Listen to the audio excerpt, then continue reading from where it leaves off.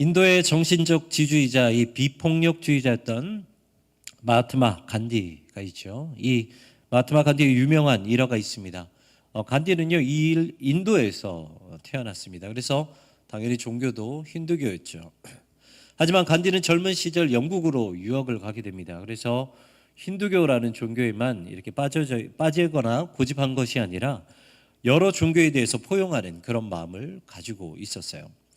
그러던 중 간디의 친구 중 한 분이었던 이 감리교의 유명한 선교자이시죠. 이제 스탠리 존슨 목사님을 만나게 됩니다. 그리고 간디는 성경에 대해서 참 많은 것들을 교류하게 돼요. 특별히 창세기 말씀 그리고 마태복음의 산상수훈의 말씀에 대해서 많이 묵상하게 됩니다. 여러분들, 이 간디가 이제 예수님을 따라서 이 기독교로 개종할 뻔했던 사실을 알고 계십니까? 너무 그 마음에 말씀이 뜨겁게 작용을 해서 어느 날 이 간디는 영국에 있는 한 교회를 방문하게 됩니다. 예배드리고 싶어서. 그런데 그 교회 앞에서 한 성도에 의해서 제지를 당하게 돼요. 이유는 간단했습니다. 간디는 유색 인종이었기 때문에 교회에 들어오지 못하였다라는 것이죠. 그때 간디는 크게 깨닫게 됩니다. 그리고 이렇게 유명한 말을 남깁니다. 나는 예수님을 사랑합니다. 하지만 기독교인들은 싫어합니다. 왜냐하면 그들은 예수님을 닮지 않았기 때문입니다. 스탠리 존슨 목사님은요, 어느 날 간디에게 이런 질문도 했다고 합니다. 기독교가 대중에게 가까이 다가가려면 어떻게 해야 할까요? 그때 간디는 이렇게 대답했다고 해요. 어떤 힌두교의 교리를 말한 것이 아니라 예수 그리스도와 같이 살면 됩니다. 이렇게 대답을 했다고 합니다. 너무 부끄러운 이야기죠. 그리스도인이라는 그 말, 그 단어 자체가 우리가 예수님을 닮아가겠습니다라는 의미이고, 그리고 기독교인이라는 그 의미가 예수 그리스도를 따라 살겠습니다라는 그 결단의 고백이 들어가 있는 이름인데도 불구하고 예수님처럼 살아가는 그 삶을 따라가는 그리스도인들은 그렇게 많지 없다라는 것입니다. 저는 목사가 되기 전에 오직 너 하나님의 사람아 믿음의 선한 싸움을 싸우라 라는 그 디모데전서 6장의 말씀을 마음속에 받았습니다. 그리고 제 모토는 항상 다른 것이 아니라 여호와의 종이 되어야겠다라는 것이 제 평생의 모토였어요. 그런데 지금 제 삶의 모습을 보면 누구의 종으로 살아가는지, 무슨 종으로 살아가는지 모를 정도로 주님을 놓친 적이 많았다는 것입니다. 사랑하는 성도 여러분, 여러분들은 어떻습니까? 아마 저뿐만 아니라 많은 분들이 이 문제에 직면하고 있을 것입니다. 그렇다면 왜 우리는 그리스도인임에도 불구하고 삶으로 메시지를 살아갈 수 없을까요? 마틴 루터는 이런 말을 남겼습니다. 우리의 신분은 의인이지만 우리의 수준은 여전히 죄인이다. 이 말씀이 맞죠. 우리는 예수님 때문에 의인이 된 것이지 우리가 무슨 조건이 갖춰져서 의인이 된 것이 아닙니다.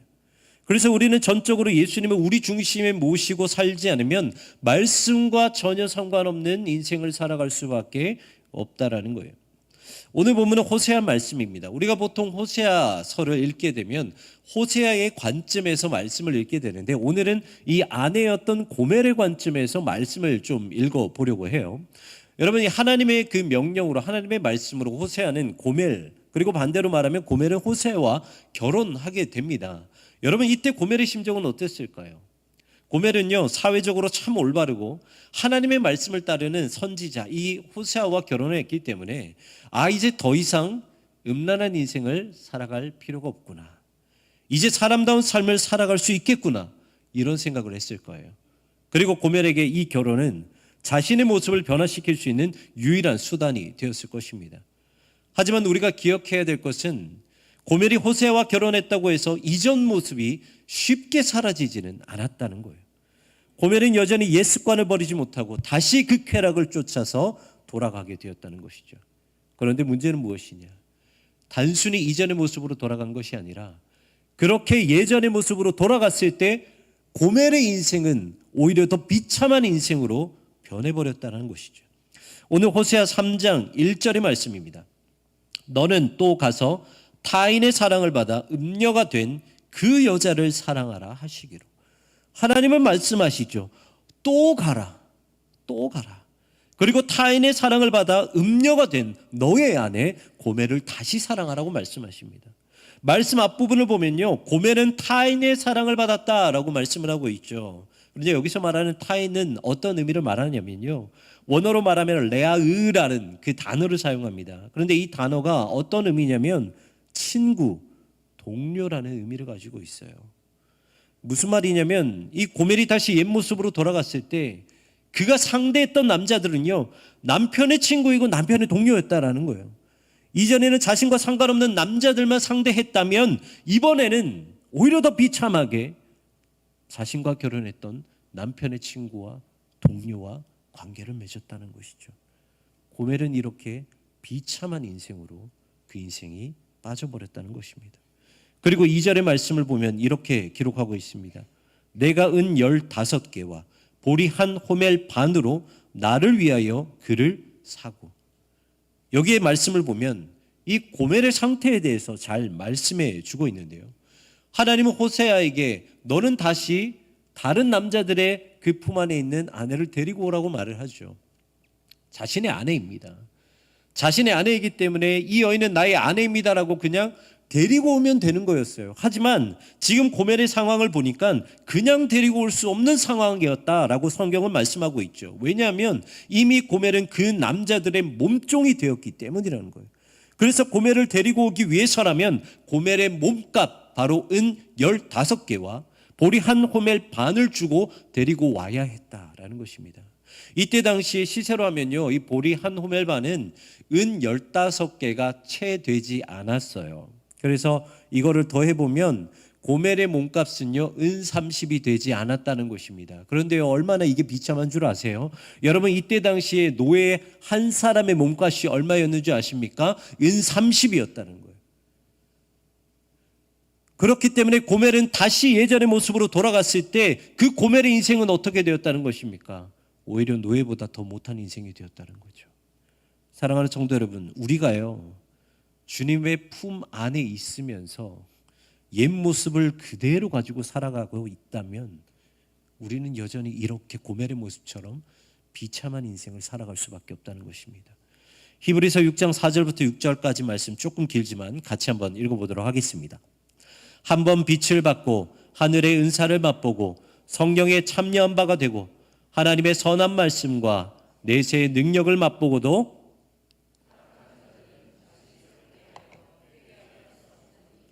이는 그들이 하나님의 아들을 다시 십자가에 못 박아 드러내놓고 욕되게 함이라. 아멘. 주님의 품 안에 있음에도 불구하고 우리가 옛 모습을 버리지 못한다면요, 그것은 다시 예수님을 십자가에 못 박는 것과 똑같다라고 히브리서 기자는 우리에게 말씀하고 있습니다. 여러분, 예수님은요, 이 땅에 계실 때 이 종교 지도자들의 위선적인 모습을 참 많이 질책하셨어요. 누가복음 11장의 말씀을 보면 한 바리새인이 예수님을 식사 자리에 초대를 합니다. 여러분, 유대 사회에서 식사 자리는 그냥 우리의 인생 가운데서 지금 현실 가운데서 그냥 단순히 밥을 먹는 것이 아니었어요. 이때 당시에는 식사 자리에서 정치, 사회, 경제 이런 중요한 이야기들을 나누는 자리였기 때문에 유대 문화에서 식사 자리는 아주 중요한 자리입니다. 그 자리에 예수님이 초대를 받으셨죠. 그런데 이렇게 중요한 식사 자리에서 예수님은요, 손도 씻지 않고 음식을 그냥 막 드시기 시작했어요. 그래서 거기에 있는 종교 지도자들, 특별히 이 바리새인과 율법학자들이 그 모습을 보고 이상하게 여겼습니다. 그런데 예수님은 이 모습을 보고 되게 당황스러운 행동을 하세요. 뭐라고 말씀하시냐면 화 있을진저 바리새인이요, 화 있을진저 율법학자요. 오히려 그들에게 화를 내셨다는 것입니다. 여러분, 한번 생각을 해보십시오. 제가 신방에 갔습니다. 그리고 신방 받으시는 그 구역에서 저에게 식사를 대접을 해주셨어요. 그런데 제가 손도 씻지도 않고 식사 기도도 하지 않고 그냥 저 혼자 그냥 잘 먹으십시오 말도 안 하고 그냥 식사를 했다고 생각을 해보십시오. 그러면 성도님들이 저를 어떻게 볼까요? 당연히 이상하게 보는 것이 맞아요. 그런데 그렇게 이상하게 봤다고 해서 제가 갑자기 호통을 치면 어떻게 될까요? 여러분, 누가 문제입니까? 성도님들이 문제입니까? 아니면 제가 문제입니까? 제가 문제죠. 그런데 그 행동을 지금 예수님께서 하고 계시다라는 거예요. 하지만 우리 주님은 아무 생각 없이 행동을 하는 분이 아니시죠. 김남국 목사님이란 분은 이 부분을 어떻게 해석했냐면, 주님께서는 종교 지도자들의 잘못을 지적하기 위해 일부러 손을 씻지 않고 벼르고 계셨다라고 말씀하고 있습니다.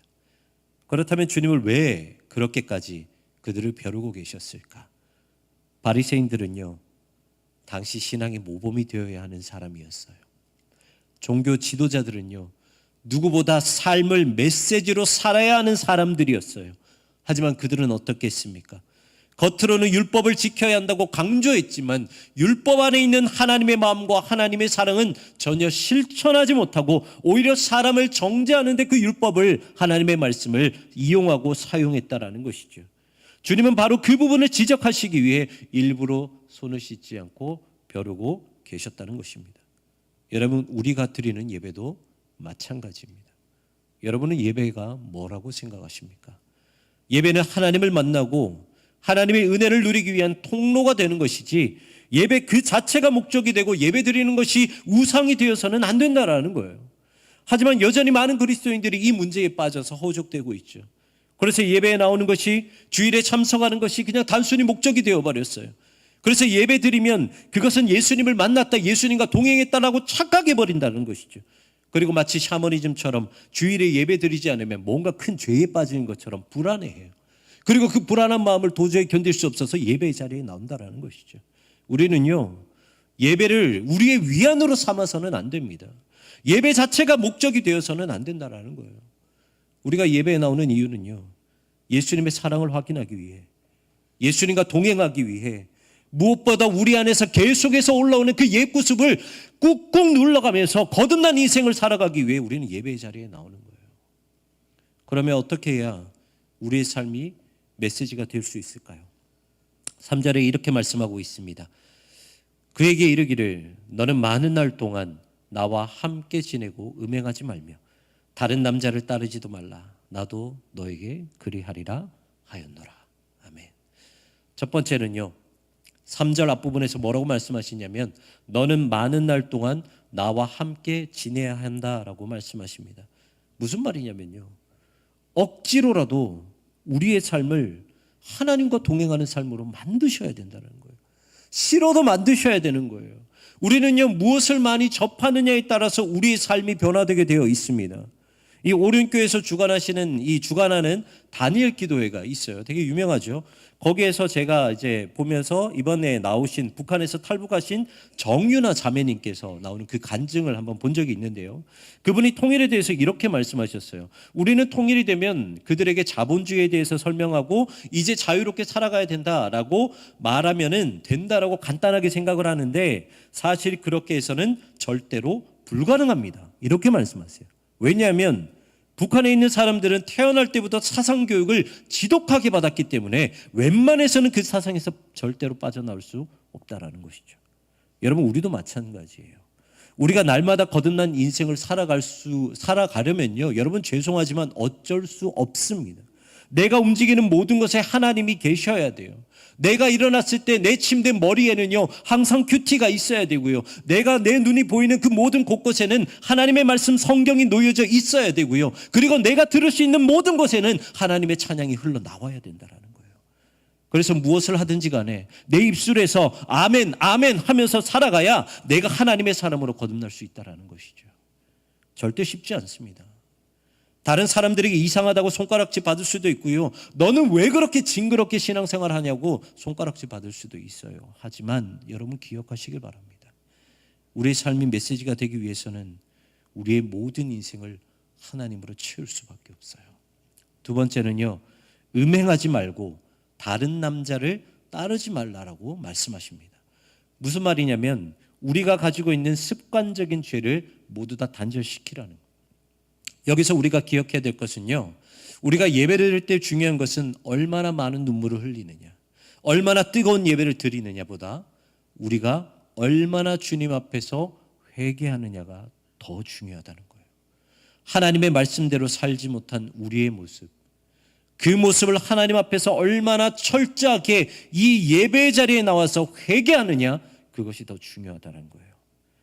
우리는요, 우리의 습관을 절대로 쉽게 고칠 수 없습니다. 뼈를 깎는 노력이 필요해요.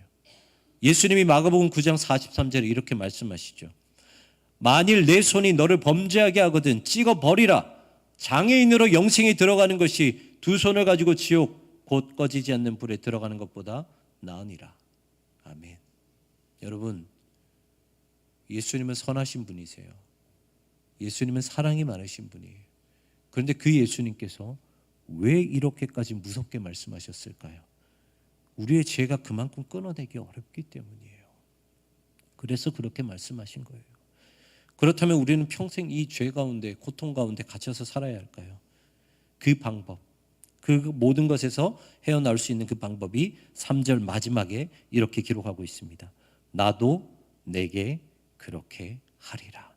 무슨 말이냐면 우리가 우리의 죄를 끊어낼 수 있는 방법은 죄인임에도 불구하고 우리에게 끊임없이 다가오시는 예수님의 사랑, 그 사랑밖에 없다는 거예요. 여러분, 사람이 살면서요, 제일 절망적일 때가 언제인 줄 아십니까? 내가 잘못했다는 걸 알아요. 그리고 내가 잘못한 것을 고치고 싶어요. 그런데 그 방법을 몰라요. 아무리 발버둥 쳐도 그 죄에서, 그 잘못에서 벗어나올 수가 없어요. 그때 사람들은 어떤 마음을 갖게 되냐면 자기 자신이 정말 미치듯이 싫어집니다. 그리고 절망에 빠질 수밖에 없어요. 여러분, 우리도요, 주님의 사랑이 아니면 아무리 교회를 열심히 다닌다 하더라도 절망 가운데 살아갈 수밖에 없다는 것입니다. 그렇기 때문에 우리가 절망에서 벗어나기 위해서는요, 주님의 사랑만이 답이라는 거예요. 좀 전에 말씀드린 정유나 자매님이 북한에 계시는, 북한 지하교회에서 예배드리는 그리스도인에 대해서 말씀하셨는데요, 북한에서는 예배드리다 걸리면 바로 총살이라고 합니다. 그런데 총살을 시키는데 그냥 총살을 시키지 않고 입 안에 자갈을 가득 넣어버린다고 해요. 그리고 총살을 시킨다고 합니다. 그런데 왜 그렇게 입에 자갈을 가득히 넣냐면 예수님 때문에 죽는다라는 것을 사람들이 알면 안 되기 때문이에요. 나는 예수라는 존재 때문에 이 모든 것이 두렵고 총살이 두렵다 하더라도 나는 예수님 한 분 때문에 나는 이 모든 것을 목숨을 바칩니다. 이 말이 새어나가기 시작하면 북한에 있는 사람들을 흔들 수 있기 때문에 입에 자갈을 쑤셔넣고 그들을 총살시킨다고 합니다. 그리고 하시는 말씀이 무엇이냐면 북한의 사상을 쉽게 무너뜨릴 수 있는 것, 웬만해서는 무너지지 않는 그 북한의 사상, 그 사상을 쉽게 무너뜨릴 수 있는 방법이 딱 한 가지가 있대요. 그것이 무엇이냐? 예수님의 사랑, 믿음, 신앙, 이거 하나밖에 없다고 말했습니다. 여러분, 우리의 죄를 정결케 하는 것, 우리의 모든 죄악의 쓴뿌리를 없애는 것은 예수 그리스도의 사랑밖에 없다는 거예요. 누가복음 15장을 보면 탕자 이야기가 나오죠. 탕자는요, 아버지께 모든 유산을 받아서 어떻게 하냐면 허랑방탕하게 썼다는 거예요. 허랑방탕하게. 모든 받은 것들을 다 써버렸다는 거예요. 그리고 그 받은 것을 다 써버렸을 때 그의 인생이 어떻게 되었습니까? 노예보다 못한 인생으로 살아가게 되었어요. 그런데요, 이 모든 것들을 다 써버린 아들, 그래서 나중에는 노예가 되어버린 그 아들이 어떻게 다시 아버지의 아들로 돌아오게 되었습니까? 그것은요, 아들이 쓴 것보다 더 큰 사랑을 아들에게 쏟아 부어주셨기 때문입니다. 그 아버지의 사랑이 있었기 때문이에요. 그것이 깨진 항아리에 물을 붓는 어리석은 행동이라 할지라도 아버지는 사랑하는 아들을 위해 아낌없이 다 쏟아 부어주셨기 때문에 탕자가 다시 아버지의 아들이 될 수 있었다라는 것입니다. 사랑하는 성도 여러분, 우리가 회개할 수 있는 방법은요, 하나님께 돌아가는 방법밖에 없어요. 우리가 삶으로 말씀을 살아낼 수 있는 방법은요, 하나님의 사랑밖에 없어요. 어떻게든 여러분의 모든 환경을 하나님으로 가득히 채우십시오. 그래서 하나님께 중독되시고요, 하나님의 사람이 되시고요, 하나님의 사랑 때문에 날마다 거듭나는 여러분들 되시기를 주님의 이름으로 축원합니다.